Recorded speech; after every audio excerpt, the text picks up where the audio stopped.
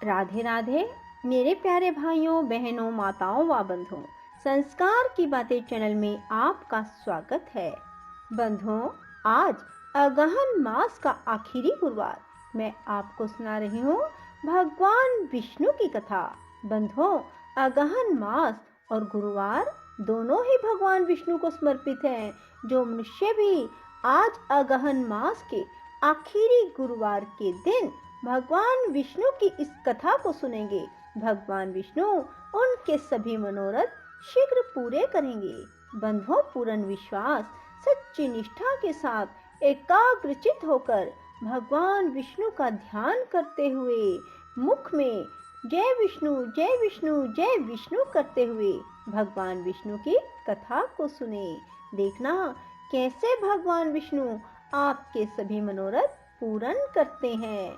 बंधुओं, यदि आपने YouTube चैनल संस्कार की बातें अब तक सब्सक्राइब नहीं किया तो जरूर करें और बेल आइकन दबाना ना भूलें, ताकि आपको हमारी आने वाली सभी वीडियोस की जानकारी सबसे पहले हो सके। बोलो विष्णु भगवान की जय हो। भगवान विष्णु कहते हैं, अब मैं पुनः नैमित्तिक दान का वर्णन करता हूँ। जो सत्पात्र को हाथी, घोड़ा और रथ दान करता है, वह भृत्यों सहित पुण्य में प्रदेश का राजा होता है। राजा होने के साथ ही वह धर्मात्मा, विवेकी, बलवान, उत्तम बुद्धि से युक्त, संपूर्ण प्राणियों के लिए अजय और महान तेजस्वी होता है। महाराज, जो महान पर्व आने पर भूमि दान अथवा गोदान करता है, वह सब भोगों का अधीश्वर होता है। जो पर्व आने पर तीर्थ में गुप्त दान देता है, उसे शीघ्र ही अक्षय निधियों की प्राप्ति होती है। जो तीर्थों में महापर्व के प्राप्त होने पर ब्राह्मण को सुंदर वस्त्र और स्वर्ण का महादान देता है, उसके बहुत से सद्गुणी और वेदों के पारगामी पुत्र उत्पन्न होते हैं। वे सभी आयुष्मान, पुत्रवान, यशस्वी, पुण्य आत्मा, यज्ञ करने वाले और तत्वज्ञानी होते हैं। दान करने वाले को सुख, पुण्य और धन की प्राप्ति होती है। महाराज, कपिला गौ का दान करने वाला पुरुष महान सुख भोगते हैं। ब्रह्मा की आयु पर्यंत वे भी ब्रह्मलोक में निवास करते हैं। सुशील ब्राह्मण को वस्त्र सहित स्वर्ण का दान देकर मनुष्य अग्नि के समान तेजस्वी होता है और अपनी इच्छा के अनुसार वैकुंठ धाम में निवास करता है। अब अभ्युदित दान का वर्णन करता हूँ। हे नृपश्रेष्ठ, यज्ञ आदि में जो दान किया जाता है, वह यदि शुद्ध भाव से दिया गया हो तो उससे मनुष्य की बुद्धि बढ़ती है। दाता को कभी दुख नहीं उठाना पड़ता, वह जीवन भर सुख भोगता है और मृत्यु के पश्चात दिव्य गति को प्राप्त होकर इंद्रलोक के भोगों का अनुभव करता है। इतना ही नहीं, वह 1000 कल्पों तक के लिए अपने कुल को स्वर्ग में ले जाता है। अब दूसरे प्रकार का दान बताता हूँ। शरीर को बुढ़ापे से पीड़ित और क्षीण जानकर मनुष्य को दान अवश्य करना चाहिए। उसे किसी की भी आशा नहीं रखनी चाहिए। मेरे मर जाने पर ये मेरे पुत्र या अन्य अन्य स्वजन संबंधी बंधु बांधव कैसे रहेंगे, मेरे बिना मेरे मित्रों की क्या दशा होगी, आदि बातें सोचकर उनके मोह से मुक्त हुआ मनुष्य कुछ भी दान नहीं कर पाता। ऐसा जीव यमलोक के मार्ग में पहुंचकर बहुत दुखी हो जाता है। वह भूख प्यास से व्याकुल, नाना प्रकार के दुखों से पीड़ित रहता है। संसार में कोई भी किसी का नहीं है, अतः जीते जी स्वयं भी अपने लिए दान करना चाहिए। अन्न, जल, सोना, बछड़े सहित उत्तम गो, भूमि और नाना प्रकार के फल दान करने चाहिए। यदि अधिक शुभ फल की इच्छा हो तो पैरों को आराम देने वाले जूते भी दान देने चाहिए। वेन ने पूछा, भगवान, पुत्र, पत्नी, माता पिता और गुरु, ये सब तीर्थ कैसे हैं? इस विषय का विस्तार के साथ वर्णन कीजिए। भगवान विष्णु बोले, पहले इस बात को सुनो कि पत्नी कैसे तीर्थ है। काशी नाम की एक बहुत बड़ी पुरी है, जो गंगा से सटकर बसी होने के कारण बहुत सुंदर दिखाई देती है। उसमें एक वैश्य रहते थे जिसका नाम था कृकल। उनकी पत्नी परम साध्वी, उत्तम व्रत का पालन करने वाली थी। वह सदा धर्म आचरण में रत और पतिव्रता थी। उसका नाम था शुक्ला। शुक्ला के अंग पवित्र थे। वह सुयोग्य पुत्रों की जननी, सुंदरी, मंगलमयी, सत्यवादिनी, शुभा और शुद्ध स्वभाव वाली थी। उसकी आकृति देखने में बड़ी मनोहर थी। व्रतों का पालन करना उसे अत्यंत प्रिय था। इस प्रकार वह मनोहर मुस्कान वाली सुंदरी अनेक गुणों से युक्त थी। वे वैश्य भी उत्तम वक्ता, धर्मज्ञ, विवेक संपन्न और गुणी थे। वैदिक और पौराणिक धर्मों के श्रवण में उनकी बड़ी लगन थी। उन्होंने तीर्थ यात्रा के प्रसंग में ये सब बात सुनी थी कि तीर्थों का सेवन बहुत पुण्यदायक है। वहां जाने से पुण्य के साथ ही मनुष्य का कल्याण ही होता है। इस बात पर उनके मन में श्रद्धा तो थी ही, ब्राह्मणों और व्यापारियों का साथ भी मिल गया। इससे वे धर्म के मार्ग पर चल दिए। उन्हें जाते देख उनकी पतिव्रता पत्नी पति के स्नेह से मुक्त होकर बोली। शुक्ला ने कहा, प्राणनाथ, मैं आपकी धर्म पत्नी हूँ, अतः आपके साथ रहकर पुण्य करने का मेरा भी अधिकार है। मैं आपके मार्ग पर चलती हूँ। इस सद्भाव के कारण मैं कभी आपको अपने से अलग नहीं कर सकती। आपकी छाया का आश्रय लेकर मैं पातिव्रत्य के उत्तम व्रत का पालन करूंगी। जो नारियां पाप का नाशक और उन्हें सद्गति प्रदान करने वाला है, जो स्त्री पति परायणा होती है, वह संसार में पुण्यमयी कहलाती है। युवतियों के लिए पति के सिवा दूसरा कोई तीर्थ नहीं, जो इस लोक में सुखद और परलोक में स्वर्ग और मोक्ष प्रदान करने वाला है। साधु शेठ, स्वामी के दाहिने चरण को प्रयाग समझिए और बाएं को पुष्कर। जो स्त्री ऐसा मानती है, इसी भावना के अनुसार पति के चरणोदक से स्नान करती है, उसे उन तीर्थों में स्नान करने का पुण्य प्राप्त होता है। इसमें तनिक भी संदेह नहीं। स्त्रियों के लिए पति के चरणोदक का अभिषेक प्रयाग और पुष्कर तीर्थ में स्नान करने के समान है। पति समस्त तीर्थों के समान है। पति संपूर्ण धर्मों का स्वरूप है। यज्ञ की दीक्षा लेने वाले पुरुष को यज्ञों के अनुष्ठान से जो पुण्य प्राप्त होता है, वही पुण्य साध्वी स्त्री अपने पति की पूजा करके तत्काल प्राप्त कर लेती है। अतः प्रियतम, मैं भी आपकी सेवा करती हुई तीर्थों में चलूंगी और आपकी ही छाया का अनुसरण करती हुई लौट आऊंगी। कृकल ने अपनी पत्नी के रूप, शील, गुण, भक्ति और सुकुमारता देखकर बारंबार उस पर विचार किया। यदि मैं अपनी पत्नी को साथ ले लूं, तो मैं तो अत्यंत दुखदायी दुर्गम मार्ग पर भी चल सकूंगा, किंतु वहां सर्दी और धूप के कारण इस बेचारी का तो हुलिया ही बिगड़ जाएगा। रास्ते में कठोर पत्थरों से ठोकर खाकर इसके कोमल चरणों को बड़ी पीड़ा होगी। उस अवस्था में इसका चलना असंभव हो जाएगा। भूख प्यास से जब इसके शरीर को कष्ट पहुंचेगा, तो ना जाने इसकी क्या दशा होगी। यह सदा मुझे प्राणों से भी बढ़कर प्रिय है। नित्य निरंतर मेरे गृहस्थ धर्म का भी यही एक आधार है। यह बाला यदि मर गई, तो मेरा तो सर्वनाश ही हो जाएगा। यही मेरे जीवन का अवलंबन है, यही मेरे प्राणों की अधीश्वरी है।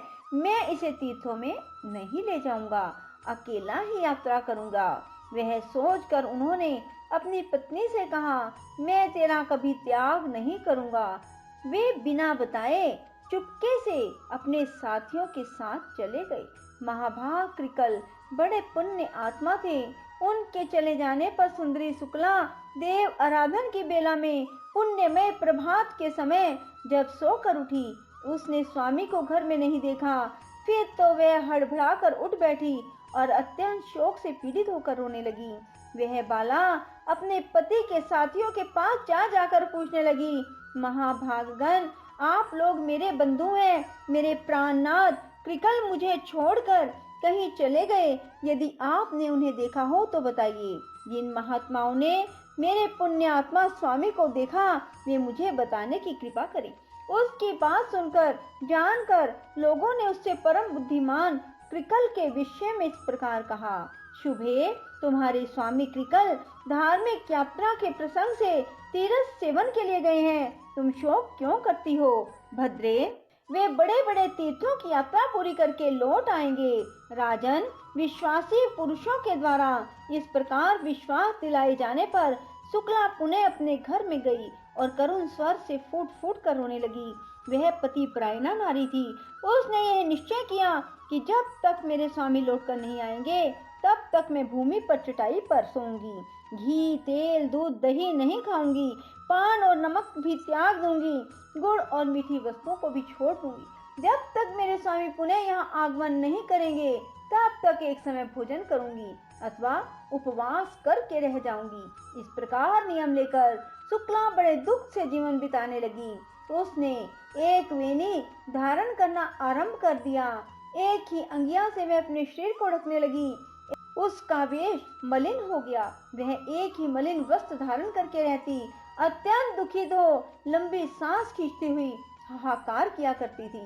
विरह अग्नि से दग्ध होने के कारण उसका शरीर काला पड़ गया, उस पर मैल जम गया। इस तरह दुखमय आचार का पालन करने से वह अत्यंत दुबली हो गई। निरंतर पति के लिए व्याकुल रहने लगी। दिन रात रोती रहती।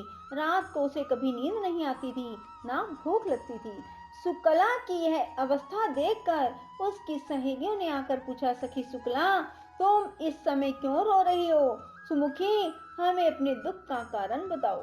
शुक्ला बोली, सखियों, मेरे धर्म परायण स्वामी मुझे छोड़कर धर्म कमाने गए हैं। मैं निर्दोष साध्वी, सदाचार परायणा और पतिव्रता हूँ।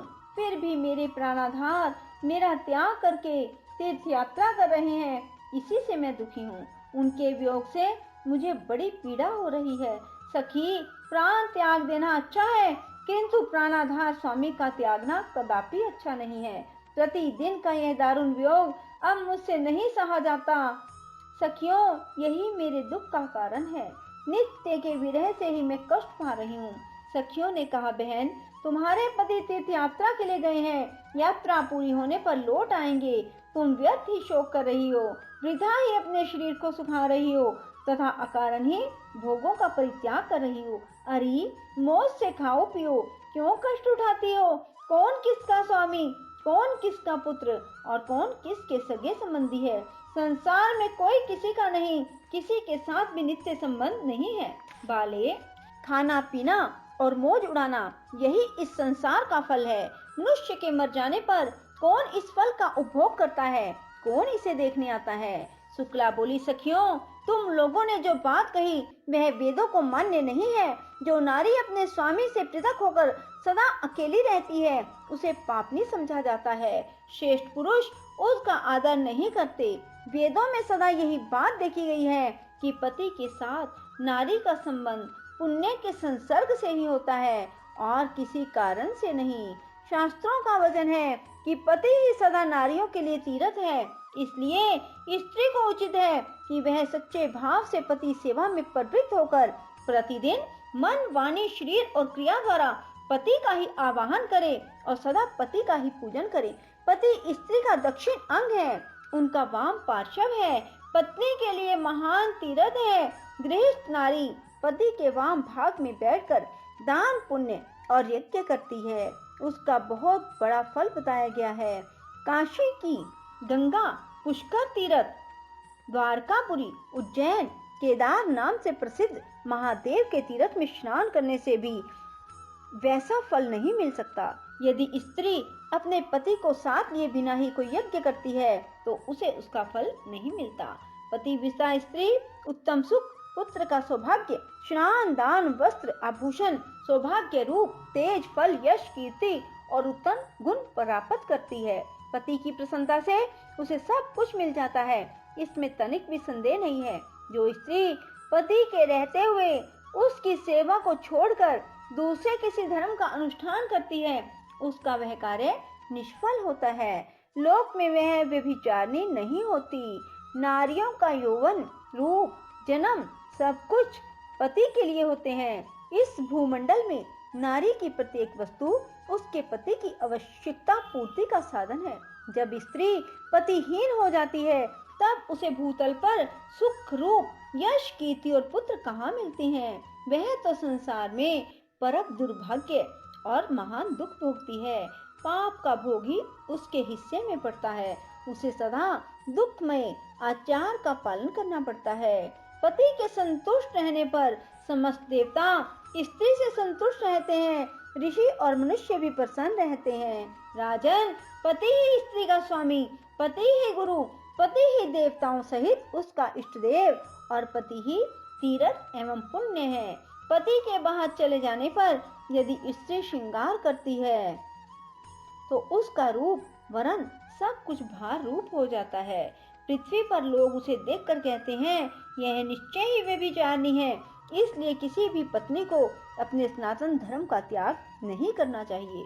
सखियों, इस विषय में एक पुराना इतिहास सुना जाता है जिसमें रानी सुदेवा के पापनाशक एवं पवित्र चरित्र का वर्णन है। बोलो विष्णु भगवान की जय हो।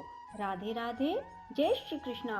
बंधुओं, यदि आपको हमारी वीडियो पसंद आए तो इसे लाइक करें और शेयर भी जरूर करें। धन्यवाद।